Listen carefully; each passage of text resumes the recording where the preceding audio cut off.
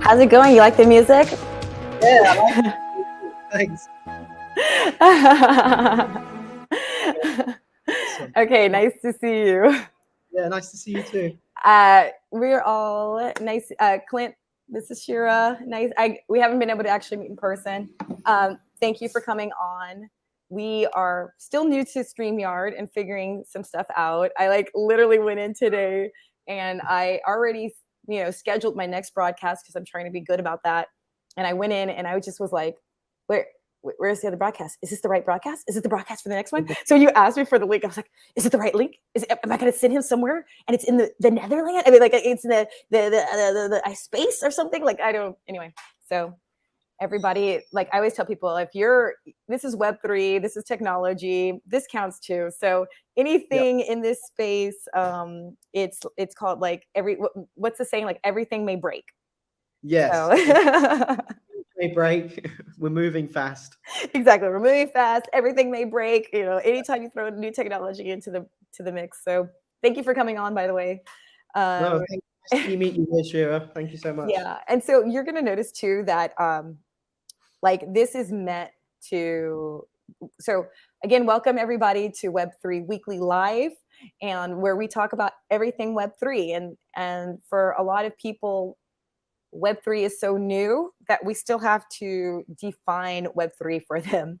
And so we always, want to welcome new people into the space. And so before we even get started talking about your business, maybe we can go a little bit into what Web3 is. And then that way, when people tune in, they will have a bit more of a context of why they should care. Yeah, good question. It's a great question. So basically, we refer to the old web as Web 2. And in Web 2, we had apps like Amazon, Facebook, LinkedIn, etc., where they kind of own your data and you get these products in exchange for free for giving up your data to them. And then Web 3 is a new type of internet we're building on top of layer 1 blockchains. For example, a layer 1 blockchain would be Cardano or Ethereum or Polkadot. It's basically we're building decentralized apps and decentralized websites on top of this decentralized blockchain.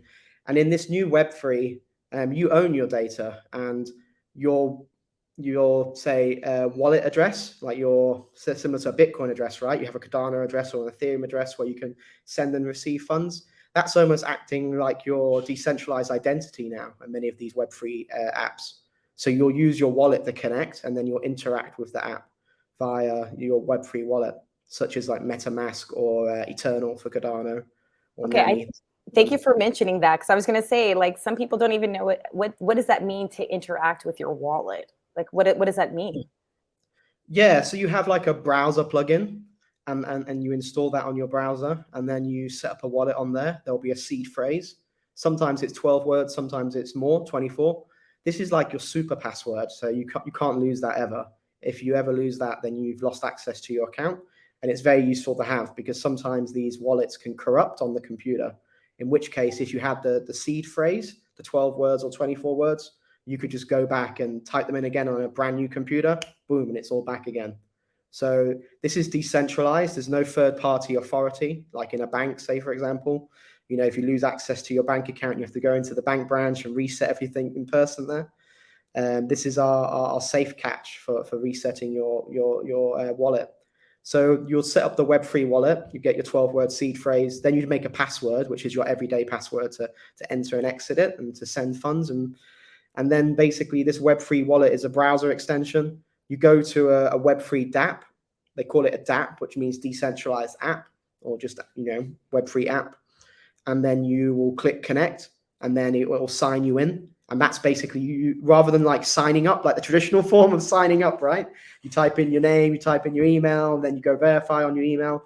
For us, we just have a wallet on the browser extension. We click connect according to whatever account we have on that wallet in that browser extension, and we're connected, and that's your profile from there. And then you can add the name and etc. once you're connected in.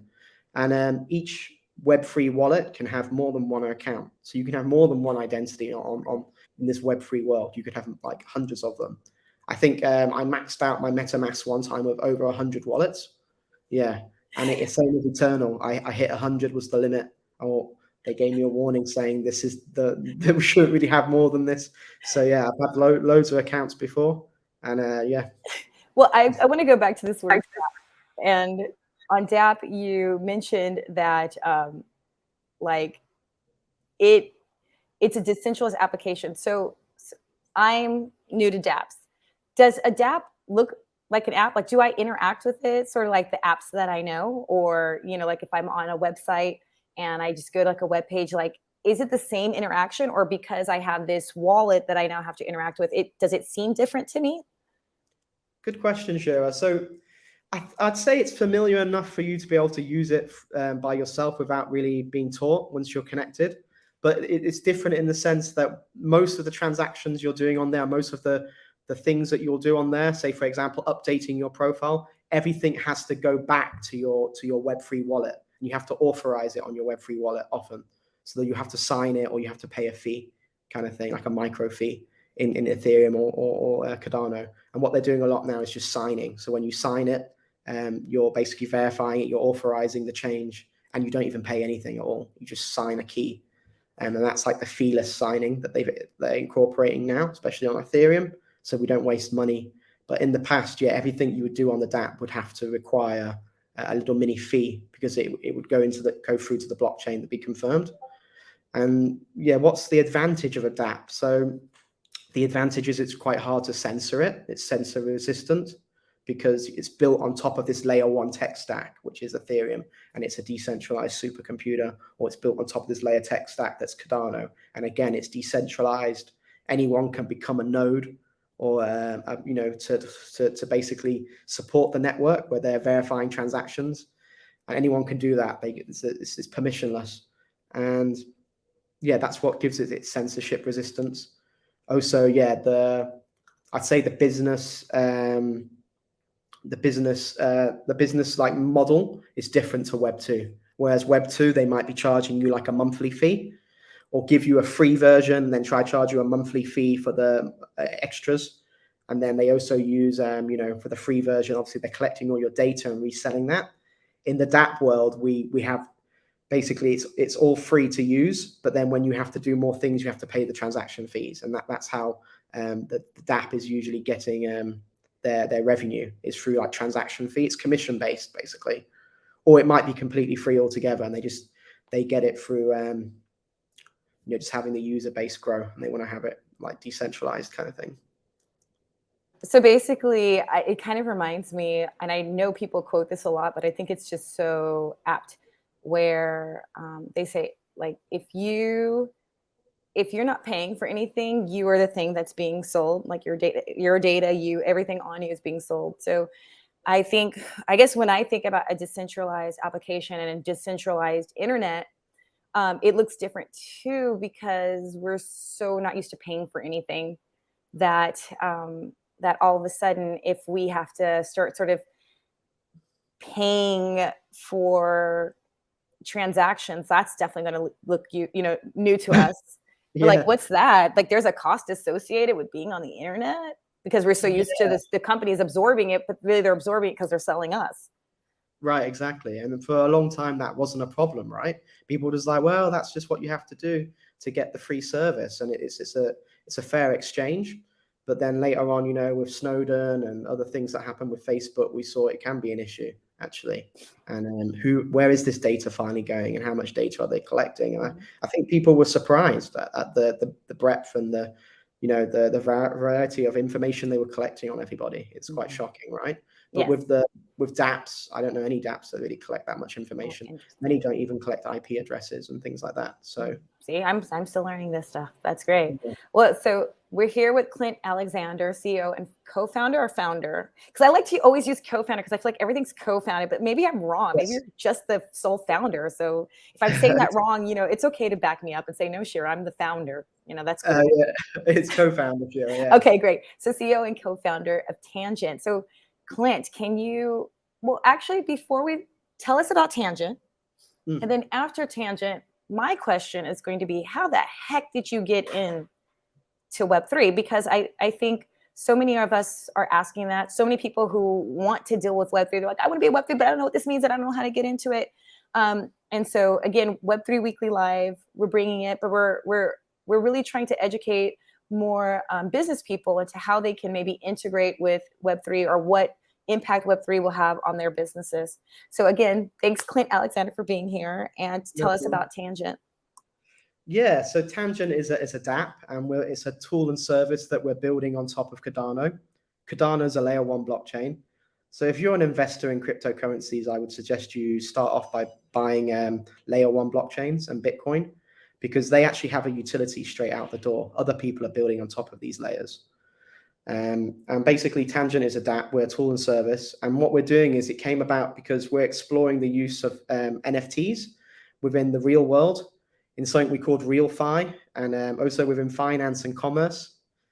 So we're really we called it Tangent because we're off on a tangent from NFTs. We find that with the recent boom, the latest growth spurt we saw in cryptocurrency and NFTs in particular, a lot of it was speculative. It was, based around these JPEGs that didn't really have any utility, and it was just a lot of people, hyping them up and buying them, etc. And now we think that's kind of finished. And obviously, NFTs will always represent digital art on the blockchain, and that will stay around. But I think that the next growth spurt in the technology is moving away from that, and it's moving to how can NFTs actually be used in the real world. And there are actually so many applications for it to be used. For example, NFTs can represent certificate of ownership. They can represent a certificate of authenticity of a product to prove that a product's real. So what you might see going into the future is you'll see a lot of real world products are sold with an NFT, which basically acts as your digital certificate of authenticity. And when you resell that product, it will prove that it's real, and it will have like a code on the product and a code in the NFT, and the hashes match. And that's a way of verifying it. And then we're going to see whole new business models evolve from that too. So I was actually talking to someone from Binance recently, and they were telling me that car manufacturers are looking at selling cars with NFTs. And it's not just a bonus for you to have. So it's like a built-in deed or something? I mean. Yes, that's it. It's a built-in payment method. So what would happen every time you resold this truck? 1% of the resale fee would go back to the truck manufacturer. This is so, yeah. What about Carfax? Like, is Carfax going to jump on this? Because I mean, wouldn't that be bad for Carfax? I think, because don't they provide you I guess would it ideally you be able to even connect your DMV records to it or something like that? I mean, I think it will start off probably with commercial vehicles probably first, and I think there'll be some added benefits as well. I think maybe it would extend the warranty of the car or something like this too. And this is like a new business model that they're looking at with NFTs. Yeah, that's interesting too. Because I feel like those especially when you're talking about warranties, I feel like everybody never really knows what's up with their warranty. Oh, and then they're like, oh, where did I put that thing? Wait, am I supposed to keep documentation on this? Yeah, you always get it, and you're like, oh, there it is. I've just got to go fill it in, and then log onto the internet and sign up, and you fill it in, and then you put it somewhere, you lose it, and a year later, you're like, oh, damn, I didn't fill in that warranty, and now it's broken, right? So if there was a better method for doing that was more streamlined, that would be cool. Another thing we looked at is using NFTs in smart contracts and in finance, and also using them as for issuing bonds and issuing debit notes for the future providing of a product or service, basically a promise to provide a product or service in the future. Okay, you realize I'm going to have to go there. Let's talk, because this comes up so much in talks of blockchain and all of that stuff. Let's talk. You just mentioned smart contracts. Yeah. I put it up. I like to put up terms. So you said it's going to include smart contracts. What does that mean? What is a smart contract? Why do I care about a smart contract? Yeah, you should care about them because they're pretty important. They're going to revolutionize a lot of different industries, and basically it's like programmable code that's automated as well. And when certain things trigger these responses, it will just automatically do this. And right. So when we talk about smart contracts, when I usually hear about smart contracts and we talk about smart, it's automating payments, payment between a vendor, and a client or whatever. So is there any kind of use really beyond automating payments? Yeah, we can build whole applications with these smart contracts. So we could build a version of Facebook and LinkedIn, etc., that are built on top. And they probably would use some Web2 tech. Like right now, I have a team of 9 programmers working for me, and a few of them only have Web2 experience, but we're finding they're really useful to the team because so much of our code actually is based in Web2 code, like JavaScript and TypeScript, etc., which these guys are really fluent in. And even though they may not understand some of the more Web3 stuff that's going on, they're obviously crucial to the team. So, when we're building these Web3 dApps, it's not all just built on smart contracts, but some of it is. And then they're usually for like the payments and transfers and things like that, like you were talking about. Okay, so back to tangent. Sorry, I wanted to do that sidetrack because I know, again, if people are watching this, they're like, okay, he just used like another word and I don't really understand what that has to do with anything. Yeah, I mean, I guess the simplest smart contract you could think of is like, say, a title deed for a house, and we set it up and we say, when I receive 10 Bitcoin, I'll transfer the ownership of this house. Now with the smart contract, it's programmable code. There's no third party. Once I write the code and deploy it on the, say, Ethereum or on Cardano, it's on there, it's live, and then it's just waiting for someone to deposit that money. And when they deposit the money, then they'll receive they would receive the house, and probably like a title deed in an NFT that promises them a house, and then they'd walk into the land registry to transfer it over to their name. Sure, I get it. I'm with you. I think we're with you by now, but it was just like, hey, let's deal with this while it came up. So let's get back to Tangent. Yeah. Yeah. Like, okay, so who is your ideal client for Tangent? Yeah, so ideal client for Tangent, we're on the Cardano blockchain. So one of our main clients are other developers, because we create like a permissionless farming tool where other developers can come and they can create their own liquidity pool farm. So I'm going to bombard you with weird terms here, and you're going to be like, what the heck is he talking about? Okay, sometimes we can move on. Like sometimes it's like, I need to know what farm means, but farm, I hear it's like yield. It's like basically ways of creating liquidity pools so that people can create like yield, right? Like create profit out of these, maybe it's like lending or something like that. Yeah, because we have decentralized exchanges, right? So Binance, you probably are familiar with, and KuCoin and Gate and all these, and Bitstamp and Kraken. They're centralized. They're basically like the stock exchanges of the stock market. Yeah. So, but they're crypto exchanges. Yeah, and they're run by a company, right? They have headquarters, etc., and they have all these different things. The team that builds it. Whereas a decentralized exchange has a team that builds it, but the team can be flexible. They're fluid. Other people can join. If the code's open source, other people could contribute for free or can pick up bounties and do it. And in the decentralized exchange, because there's no third party who actually run it properly, controlling it, there's no market maker. People don't realize this, but in the centralized exchanges, we have things called market makers. Their job is to provide liquidity. So when you get listed on a centralized exchange, what will happen is the centralized exchange will tell you, you have to have a market maker. We can be your market maker, or you can provide the market making services, or you can hire a third party. What the market maker does is they just put loads of both sides of the token pair. They put loads of them into the exchange, so that normal people can come and trade it easily. So there's actually liquidity there. There's volume there to trade, right?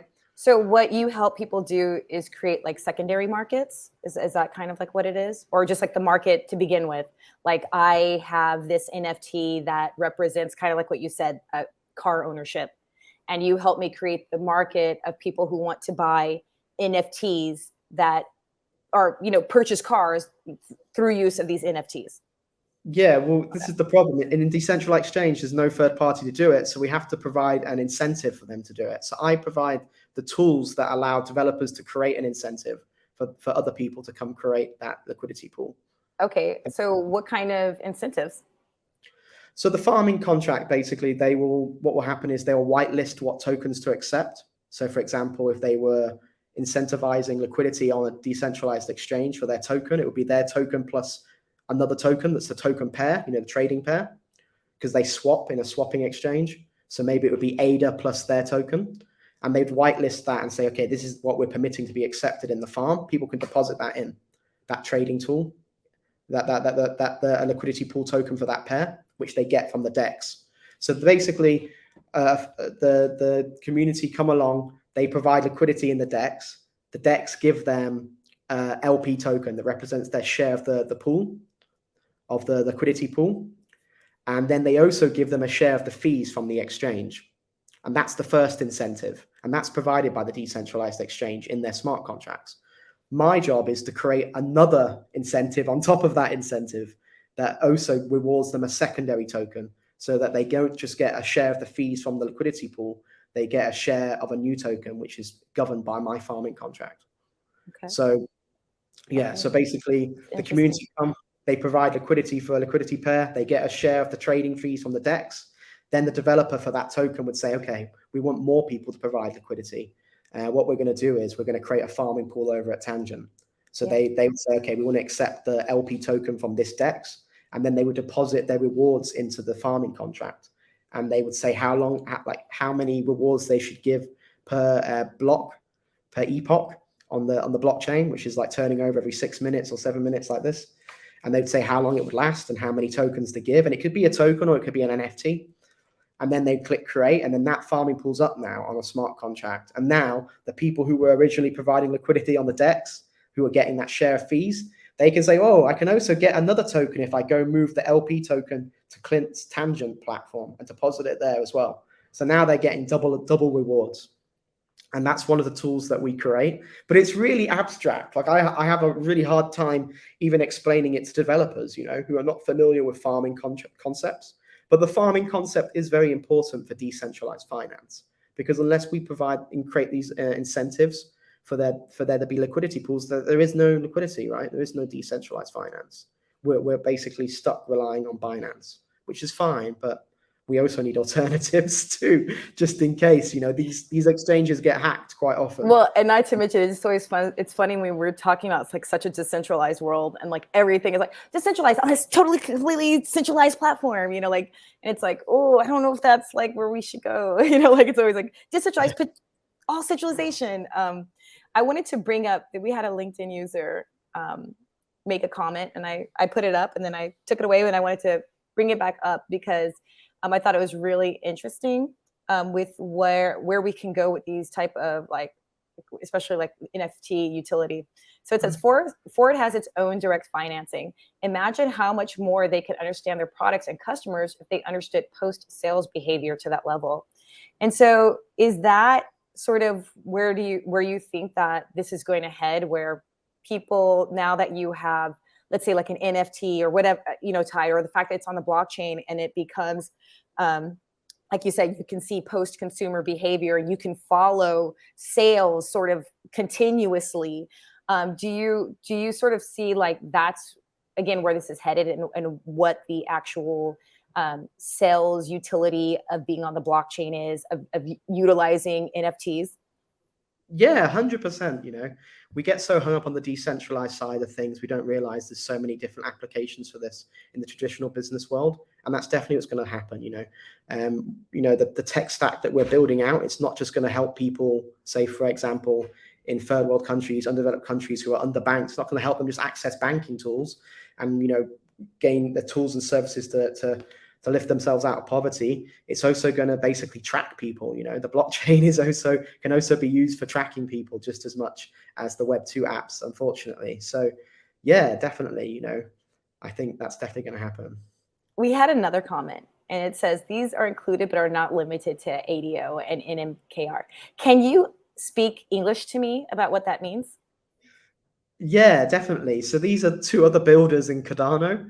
So ADAO are building a decentralized governance, which we called a DAO, decentralized autonomous organization, which is like a business, but it lives on the blockchain, and it's controlled by smart contracts that govern, how much money can be spent. There'll be a proposal, and then the proposal has to be voted on by the constituents of the organization. And I guess a DAO, yeah, is basically like a business structure, but it lives on the blockchain. The advantage of a DAO is no business fees. I've set up a lot of companies in my time, and it becomes a pain after a while when you want to shut them down. It becomes very expensive sometimes, right? With a DAO, we don't have any of those fees, and it can be more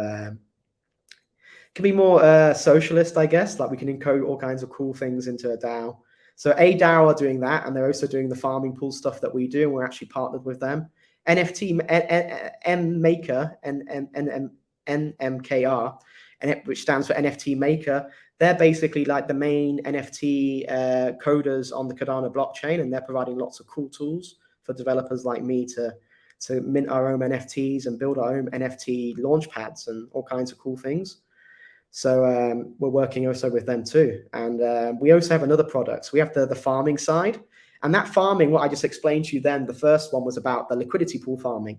We have another thing called NFT farming, where it's for artists. And that basically is for artists to add extra financial value or extra utility really to their NFTs. So maybe they want to reward their fan base, right? So what they do is they create an NFT farming pool and they say, okay, we'll accept these 7 NFTs into this farming pool. And then their fans can come deposit these NFTs into the farming pool. Maybe they have 7 types, but they have hundreds of iterations, serializations of these NFTs. They come put it into the farming pool, and then they can get a reward. Maybe it's a token for that artist. Maybe it's another NFT, like every bi-weekly they get a new NFT, or semi-annually they'll get a new NFT because they hold that first NFT. Okay. It could also be like a profit sharing. So the artists, maybe they need funding. So they'll say, look, we're going to sell 50 limited edition NFTs. These NFTs are going to give you the right to my like 10% of my revenue for the next 12 months. Wow.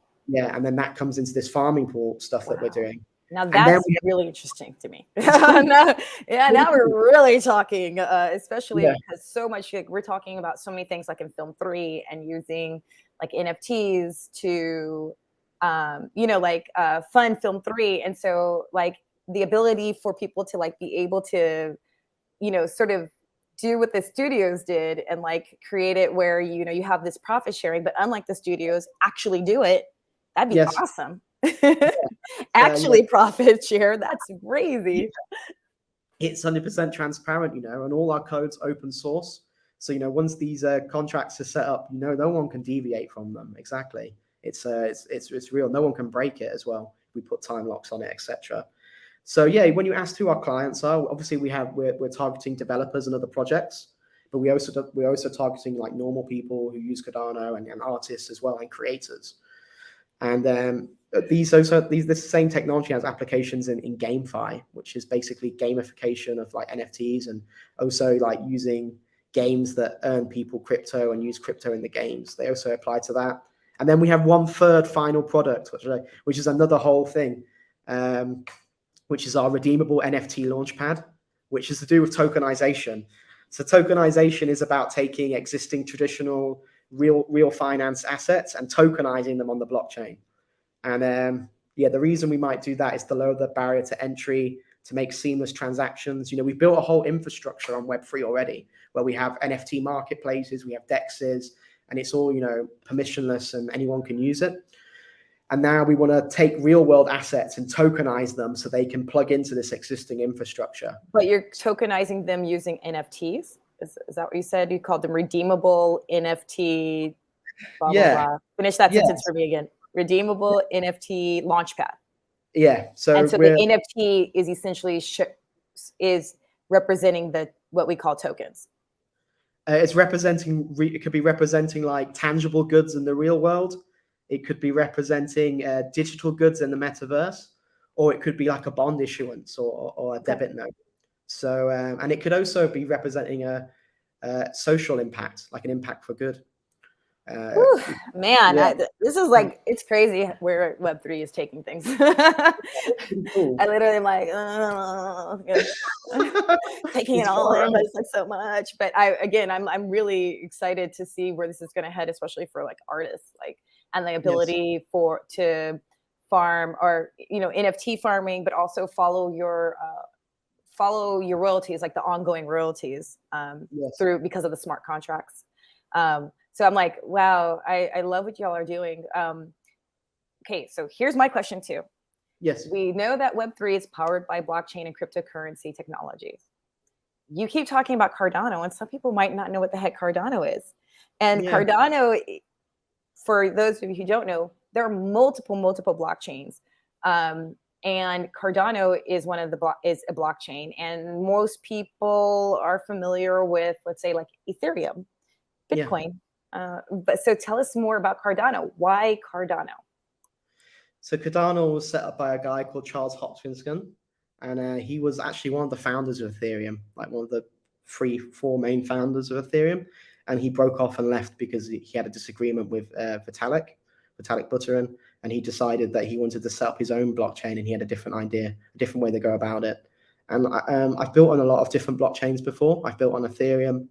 I've built on Polygon, which is also like a layer 2 version of Ethereum. And I built on Binance Smart Chain, which is also another like layer.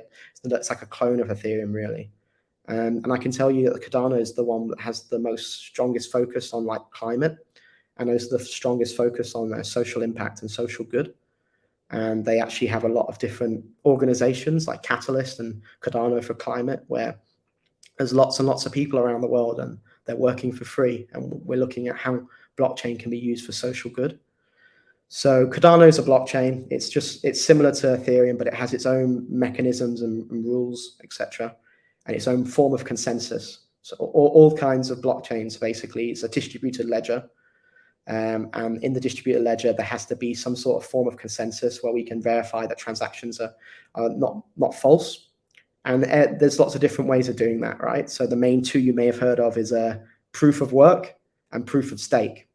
So Ethereum actually is a proof of work blockchain like Bitcoin. That involves centralized machines that are basically computing algorithms which underpin this blockchain. So for example, in Bitcoin, it's SHA-256 algorithm. And this is a specialized machine that just computes this mathematical algorithm over and over again. And by doing that, it's actually verifying data on the blockchain. And that's really energy intensive. And it requires like a lot of energy, and it requires specialized mining machines. And that's the same for Ethereum. They're exactly the same. They're both proof of work. But Ethereum right now is going through a thing called the merge, where they're getting ready to switch their consensus algorithm to another one called proof of stake, where they're not using specialized machines anymore. They're using normal computers, or even like dumbed down computers, which are like Raspberry Pi, like bare bone computers, we call them, which are a little circuit board like this big. And you can set up a Cardano node with that. But it does the same thing as the proof of work one, except in this one, you have the bare bone computer, and then to basically have a safety mechanism, so you can't just have lots of people go out and buy millions of these bare bone computers and plug them in and take over the network, right? Because there's a thing called a 51% attack where you could gain control of the network. You have to have a minimum amount of Cardano to start. Not a minimum, actually, but basically to make a staking pool, you have to have a minimum amount of Cardano, and anyone with like any amount of Cardano can do it. But in order to take over the network, you would need billions of dollars worth of Cardano to do it. So it's linked to your Cardano balance, and that's what gives your weighting in the network, let's say. Do you feel like that helps? Like, why would you want to build on Cardano? Does that help? I guess I've heard it's better for the environment. Does it also help with the security? Tell me a little bit more about that. Yeah, so Cardano, yeah, it's better for the environment because it uses this proof of stake consensus algorithm. It's like, millions of factors less energy intensive than Bitcoin or Ethereum at the moment. But it provides exactly the same amount of security. Another thing about Cardano is a lot of the people building it are academics. They actually have the most research, the most quoted research papers on blockchain. So they've really spent a long time analyzing the best consensus algorithm to have and the best encryption algorithms to have underpinning this. So yeah, for us, it was a matter of being sustainable and supporting sustainable blockchain. Though on the flip side, I've heard it argued now that a lot of the Bitcoin mining is using renewable energy, and they also serve a purpose, for example, in using excess capacity on the electrical grid. People don't know this, but actually a lot of energy is wasted. The further you get away from an electrical power plant or a hydropower plant, the less efficient it is, and some of the energy is lost along the way. So setting up, say, for example, a Bitcoin data mine, service center kind of thing with all these machines next to that would use that excess energy that was being lost normally. So, but yeah, for us, Cardano, sustainable, secure, and community as well. Yeah, I mean, I'll wave or say I'm give a shout out to Cardano community, because that's how you and I got connected. I think, or maybe not, but we're both in the Cardano community. I also and interestingly enough, because I'm not a a tech geek. I'm still learning too, right? Like I'm more of your business development marketing type of person, which hello people, welcome to Web3. We're all needed. You don't just have to be a developer to be in the space, okay? Yeah. Anyway, is for the community has just been really awesome. I come from the cooperative, they call it the solidarity economy, world, and just seeing the type of cooperation, like real cooperation happening in the Cardano community has just been awesome. But going back, so let's talk one more time about wallets, because like just very briefly, I'm an artist. I got my NFTs. I want to create an NFT farm. So I would have already have to create my NFTs on the Cardano blockchain, correct? Say that again. Sorry. Sorry. I was saying I want to use your NFT farm. Okay. Okay. Because I'm an artist. I have these NFTs, or I'm creating these NFTs. So to start, I would first have to, I like to talk processes so I get a bigger picture. I would first have to create my NFTs in Cardano, correct? Because you're on the Cardano blockchain, and everything, the way blockchains work is they're not really interoperable at this point. They're just like, you do everything in the blockchain, right? Like the same blockchain, right? Okay, so I would go and I would create my NFTs on the Cardano blockchain. Yeah, that's right. You'd create them on the Cardano blockchain. You mint them on the Cardano blockchain. Yeah. Okay. And then once I have them, then I go to Tangent, and then I do what? And then basically the way we're setting up, it's permissionless and it's also code free. So you'd literally just go to the NFT farm page, click create an NFT farm. A graphical user interface would come up that basically shows you, hey, write down the asset IDs and the fingerprints of the NFTs you want to accept into this farm, which would be your ones you just created. And then it would say, okay, how long do you want the farm to last? And then it would say, now write down the asset ID and fingerprint of the tokens or the NFTs that you want to give as a reward. And then also how many per epoch you want to give. And then you click create, and that would be it.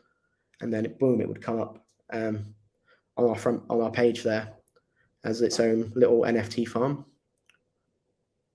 Yeah, if you want, I can show you quickly. We have like an app. Oh, sorry, I can't hear you. I don't know what's happened. Wait 1 second. Nothing. I just muted myself because I try not to, so you can't hear me breathe. And especially because I'm one of those like caller responsers. Like every time you're talking, I'm actually going like this. Yes. Really. And so I try to put myself on mute because I'm like, that probably doesn't sound good on video. I'm like, yeah. Oh, yeah. Right. Okay. So this is where we go, right? Tangent.art. I put www. You could probably put tangent.art without the www. But sometimes you can. Okay. Sometimes you can't. Yeah. But I feel like when people see www, it reminds them that that's a website. Sure. So you go to tangent.art, and I guess he's gonna show us. I think you should be able to share your screen. Okay, let me just get it up for you for 1 second. Sweet, do your thing. And also, I'm gonna say if anybody's on Twitter, because again, last week, if you listened to us last week, we were talking about social media. And a lot of these projects on the blockchain and Web3 projects you can find on Twitter, which I kept avoiding Twitter. I was like, I don't want to be on Twitter. I was like, everybody's on Twitter. I get it now. Like if I want to do my research and find out about people, I have to be on Twitter. Okay, fine. So how do we find you on Twitter? Our Twitter handle is TangentAda. So I'll share that in the chat. And are you seeing my screen now? Is it _ Ada? I think let me double check on the website. No, don't do that. You focus on sharing your screen, because I just want to get people. I can't stand hearing people talk about things, and then I'm very visual, and I can't. It's easier for me to understand it. So if you want to share it with us, here we go. It's TangentAda. So TangentAda. That's the Twitter handle. Perfect. And then what I'm showing now on my screen is my Web3 wallet. So this is called Eternal. Okay. And it actually has some pretty cool safety mechanisms. This is what I'd say about Cardano. It's probably one of the safest blockchains out there too. You see this little green thing here? That basically allows my wallet to become a Web3 wallet. So when I turn that off, it can't connect to Web3 apps anymore. So that's a safety mechanism right there, which is pretty cool. Great. I just press that. So now it can connect to Web3 wallets. And then here on the Tangent website, if you just go here, tangent.art, and then click launch app, it will launch a new screen. Here it comes. And then this is our DApp here. And then Awesome. this is it. And obviously this is still in the development, right? So right. No. So this is how I find a DApp. I could actually find a DApp through. So I would connect my wallet, and then I go on your DApp, which is really just like another website. I go on your website, and then I have connected my wallet, and so it's got all my NFTs, which were sitting in my wallet, right? Like the NFTs are in your wallet. It's like putting like a business card in your wallet. Our wallets carry so many more things than dollar bills. Okay. And so I had it in my wallet, and now your DApp is showing me, Tangent is showing me all my NFTs. And now I'm going to connect it to like a liquidity pool. So now basically what you would do is for the liquidity farming, here are some pools we have, like the Tang ADA LP and the Goldie ADA LP. And this is where you would stake the liquidity pool token. You click stake, but to get the liquidity pool token, you'd have to go to the DEX, right? Which is called MinSwap. Okay. So you'd go to the DEX that we're using called MinSwap, who we've partnered with for this pool. And you would supply some Tang and ADA, and they would give you a new token back after you supply that into the pool, called the Tang ADA LP token. LP just stands for liquidity pool token. And then you would go here and click stake. And then it would come up here and it would tell you what percentage of this farm you're actually giving now. And then the rewards would accrue here. And then you would see them ticking up. And when you're ready to claim, you just click claim. And then similarly with the NFTs, you would come here and you'd find the NFT that you want to stake, and you just click stake. And then, you also have rewards and you can claim there. And then here's the NFT Launchpad. So this is actually a company we're partnered with for our Genesis launch, which just means the first launch. They're called Guilo Beer. They're a craft brewery, a multinational company, and we're tokenizing beer. We're doing 3,000 cans of limited edition beer. It's non-alcoholic. Hey, I love you. Can I just say, I'm going to be real, because I feel like the point of having women in spaces like this is not so that we can replicate what men are doing, so we can actually be women. Can I just say thank you? Because I like beer, but I'm still nursing. And so I don't drink alcohol, but I love beer. So exactly. I really appreciate this. Thank you. We were speaking to them and they said that non-alcoholic beer is actually their biggest seller. So this just shows you how the world's changed and consumption has changed too, you know? Yeah, I literally never thought I'd be drinking it, but I'm like, God bless. I always kept being, what's the point? What's the point? Now in my mom years, I'm like, oh my God, I love non-alcoholic beer. It's the best thing that ever happened to me. Yeah, so you can see we're powered by NFT Maker, because we partnered with them to do the minting ourselves. Although we could mint it ourselves, but we partnered with them because they have a very robust API and they have a lot of cool features, and we get a lot of support from them.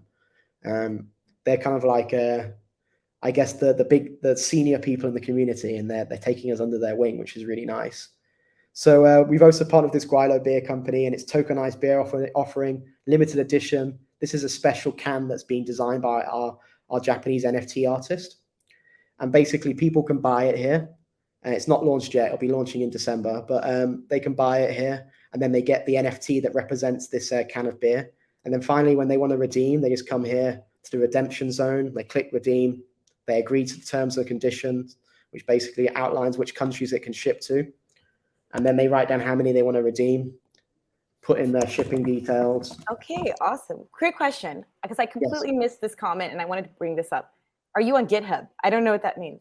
I mean, I know what GitHub is, but to say that to your, like, as a technical person, I know GitHub is like a technical repository that everybody uses. So are you on GitHub? Yeah, we totally are on GitHub, because we're an open source project. So we're publishing all our code there. And open source means that we publish all of our code there. So it's free for the community to not only verify and check and audit, but also to use themselves. So the coolest thing for us would be if someone comes along and they see this and they say, oh, this is really cool. I want to build my own launchpad for my own NFTs. And then they do a thing called forking our code, which means they basically clone our code, fork it onto their own repository, and they start building new stuff on top of it. So we're on there. Let me just find it for you. This is it here. This is our GitHub. And you can check out all our repositories there. and the things we're doing. And yeah, like I was just saying, we're actually a 9-member team. 7 of us are full-time. The whole team's not on here anymore, but because we just hired 2 new people this week, but you can see most of us here. We just hired a new programmer from Iran, and actually she's a lady too, and she's probably the best coder we've met recently. Okay, women in Web3 hashtag. Yeah, Marja. Yeah, this is the one I was telling you about, who's into Web 2. She's really experienced in Web 2. Oh, there goes Ben. Hi, Ben. Nice to meet you, Ben. So she's going to be on here very soon. And we also have Alexis Golding. She's our legal compliance. Compliance. Alexis. See, again, there's the Web3 world is open to a lot of people. There's a lot of different positions out there. You don't just have to be a technical person, but you can be a technical person. That's even better. But yes, way to represent, guys. I'm so proud of y'all. That's right. Bringing in those women. Yeah, exactly. Yeah. I mean, this is important, right? So yeah, that's it, and we're doing this redeemable NFT launchpad. Some other things we're looking at tokenizing are businesses and property and everything. And that's why we have the legal compliance there, because obviously there's some rules we have to follow when we're doing that kind of stuff. But yeah, to start off with, we're going to be tokenizing that non-alcoholic beer. And then after that, we also have a few other partnerships in the works too. Yeah. So with one company called Empower, they're actually doing funding for building houses in Mozambique. In Mozambique, only 25% of the population actually are homeowners. And a lot of them find it difficult to get loans. And the reason for that is because most of the loan companies are South African, and they have very strict, requirements. And they're not really in tune to what's going on with the economy there, right? So what Empower have done before in the past, they partnered with a company called World Mobile, and they sold 100 NFTs, and the proceeds of the NFTs went to a bank. It went to a bank in Mozambique, and basically lent those funds to them. And then they went and found homeowners who wanted to rent houses, and they built houses for them. And now they're renting them, and it's so cool, right? That is so cool. I'm like, whoa, I love it. Yeah, there's so much happening in this space. I'm telling you, it's amazing. They built 30 houses this way. And actually the cool thing as well, the NFT they got is not just an NFT for charity. It's actually a for-profit organization. I was blown away by this. The NFT is actually a bond. So the bank, when they give this funding to the bank basically pay an interest to Empower, who then are paying a share of that back to the NFT holder annually. And then basically over 10 years, you'll get the full value of your NFT back that you purchased. So this is how it's being used as a mini bond. So we're partnered with them. We're going to do a tokenized NFT offering with them too, of a little mini one. Maybe not 30 houses. We're going to go for a few first and slowly build it up. Yeah. I wish I could do emojis on my thing. I think I'm so used to being on Zoom now. I overuse my emojis, but I just dance. But that's awesome. I love it. Yeah. Anyway, I see what time it is, so I know. Let's wrap this up. This was so fascinating. I just learned so much, and thanks for staying with me, because I was like, I want to bring this back to the basics. I need you guys to speak English for a little bit, because I feel like so much when we're talking in the tech world, everybody just gets so jargon heavy. And I'm like, yeah. Okay, now how do I use this? Now, what does this mean to me? So thanks for bearing with us here. I'll tell you how I got into crypto, because that's actually a story behind that. Yeah, please. Yeah, I mean, it was a good question. So in the past, I was actually a teacher, and so I was an educator. Young learners, teaching children to read and write. I taught hundreds of children to read who never read before. And it was setting up a boat and sending them on the way. It was great. But basically in about 2012, I heard of Bitcoin, and the Bitcoin price had just gone to $100, and then it crashed down to 30. And I basically tried to short it, because I thought, this is going to nothing. I didn't really understand the technology back then. And I lost some money doing that. And then I started to research the technology, and I was like, wow, this is actually really cool. And I joined the Bitcoin Talk forum, and I was on the forum, and I was getting educated by people on there. And then I was like, wow, I want to buy Bitcoin miners so I can mine Bitcoin. So I started mining Bitcoin, And then I realized, oh man, the electricity cost is eating up all my profit on this. So I realized, oh, if I want to make a profit, Electricity. yeah, I wasn't mining for free in the school. I was doing it at home. And then I realized, wow, I should really be selling these miners. So I set up a company called iboot.com and I started selling miners. So I worked with lots of mining manufacturers. At this time, I was living in Hong Kong. So I was selling mining equipment for people around the world. Home miners for Bitmain, Rockminer, Gecko Science, a USA-based company. I still sell for them, actually. And then I was doing that for a number of years. And then in 2017, the market was starting to explode again. It was beginning to pick up. So I realized, wow, I want to be speculating really hard on this. So I set up a little mini hedge fund called Digital Asset Investments. And I brought in loads of friends and family and we got them all into crypto. And we have 98% success rate, as in 98% people made profit when I was doing that. And then in 2020, this is when I decided, now I want to be a builder. I want to start building this Web3 stuff that's building on top of the blockchains. But yeah, when I started off in cryptocurrency in 2012, there was only like 9 tokens. We used to trade on a place called BTCE. There was no KYC. In the end, the guy who ran that got arrested and shut down for money laundering or something. It was shady. There was a lot of shadiness back then, but there was only like 9 tokens, like Bitcoin, Litecoin, Zeta Coin, Namecoin. There weren't many. And then they were all clones of Bitcoin, And then, there wasn't even this decentralized supercomputer called Ethereum. There was no really layer 1 to build on top of. And I actually met Vitalik one time at a conference before he built Ethereum.